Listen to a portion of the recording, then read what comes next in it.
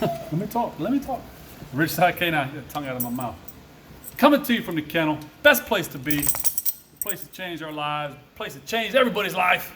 Started this crazy vision, Rich Side K9. Anyway,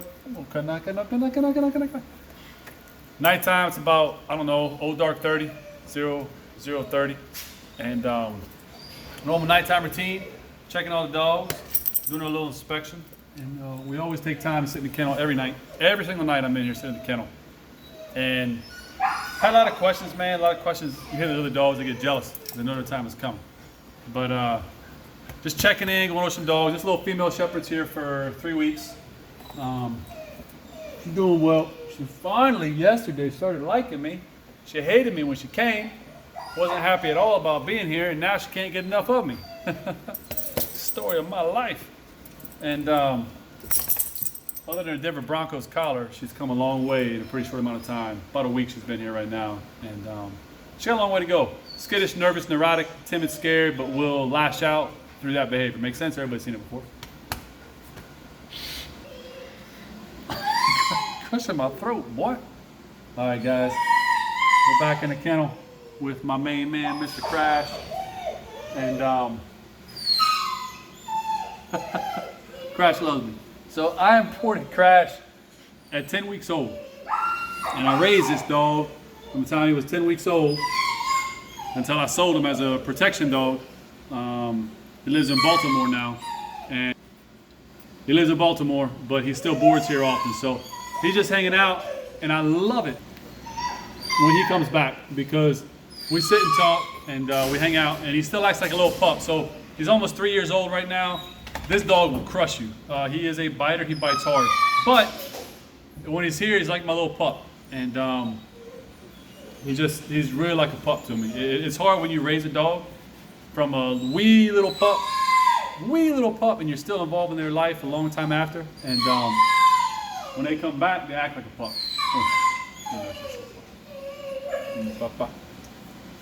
My man. This dog will crush you, though, is the thing. So stable, so loyal. Love this guy. Tell me all your secrets, big man. Tell me all your secrets about your new life. It's so exciting. It's so exciting. Your new life is so exciting. You get to live in all these fancy houses, do all this cool stuff every day. That's my man.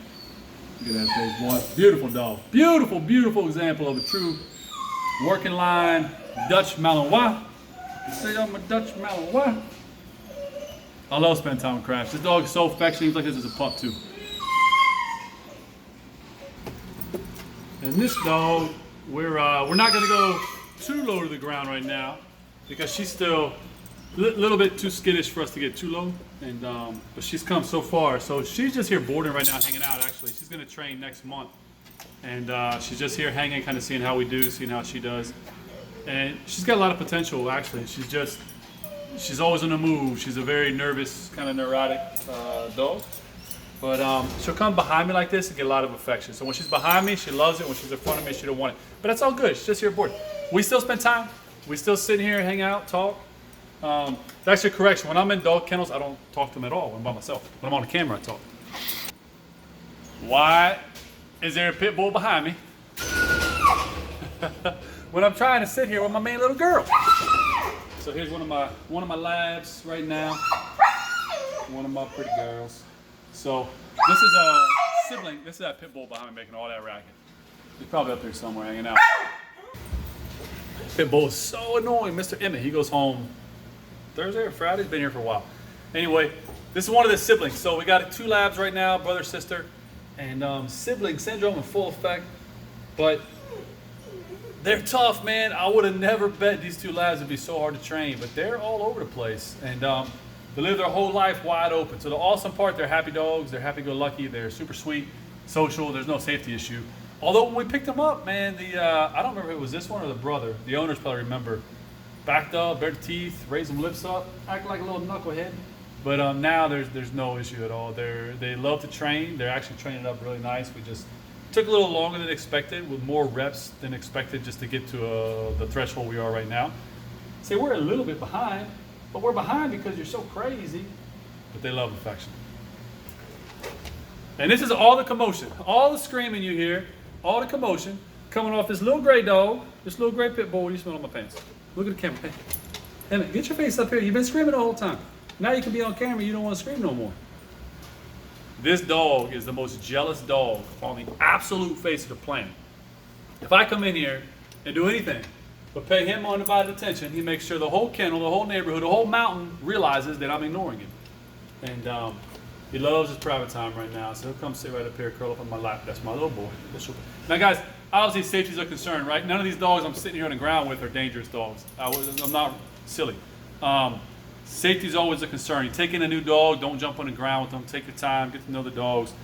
But when they're social, good dogs, and we pass that point of danger, there's nothing better than hanging out with them right before you kill the lights. And looking over them, checking their paws, checking their face, checking their eyes, checking their ears, check their whole body.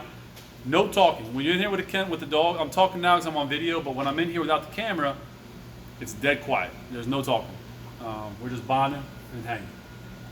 Doing our thing. It's my boy. That's what I love this job. And this is the second half of the dynamic duo, the labs. Second half, oh, he's gone. Hey, he's back. Hey, he's gone. It's pretty typical. He never stop moving. All over the place. When we're sitting here at nighttime, he'll come in, get his affection, circle, circle, circle, get his affection, then he'll come back and he'll actually park off and sit right on my lap, right across my leg, like that. Every time. Totally predictable. Does the same thing every time. Runs around, gets a little excited. And then, oh, papa, my boy. Just like that. Every night. Tells me all the secrets. I'll tell you all my secrets too. But it's pretty cool. So you've come along with, this is actually the one I remember now for sure. This is the one that growled, bared his teeth, acted like a knucklehead. So we had to get you on slip lead like old bull. Had to grab you with a lasso. I'm pretty good at lassoing dogs. I've got a pretty good skill set there. If I ever fail as a dog trainer, I can just be a dog lasso. I can get them on there quick. See, we can slip on there real fast now. Oh, cannot. Watch your face. Check that little jaw with my lip. It's going to be a problem. So he'll get this little excited chatter. It's not something I would correct, to be honest with you. It's just a little excitement is being redirected more than corrected. And I'm breaking every rule there is right now, right? I'm on the ground. I'm sitting down. I'm being social. I'm rubbing on the dog. So I'm breaking every rule as far as like control that there is. But to me, this is very important. And we have a lot of success. So we continue doing what we're doing. And here's a dog with the least amount of emotion you're ever going to come across. He has no emotion. Although, he's come a long way. He's come a long way. And he wants to play. He's pretty cool. But this dog went from dangerous, legitimately, pretty nice bite, actually, before he came. Really nice bite. And now I'm in here on the ground with a dog in the kennel, right? You would never do this with a dangerous dog. But we've become really good friends, and we groom each other in the evening time. He'll clean my pants up like he's doing right now, clean my shirt up, clean my arms up, clean my face, clean my ears, clean my neck. He literally like grooms me, and I'll take my time and I'll pull off a bag of fur off this guy.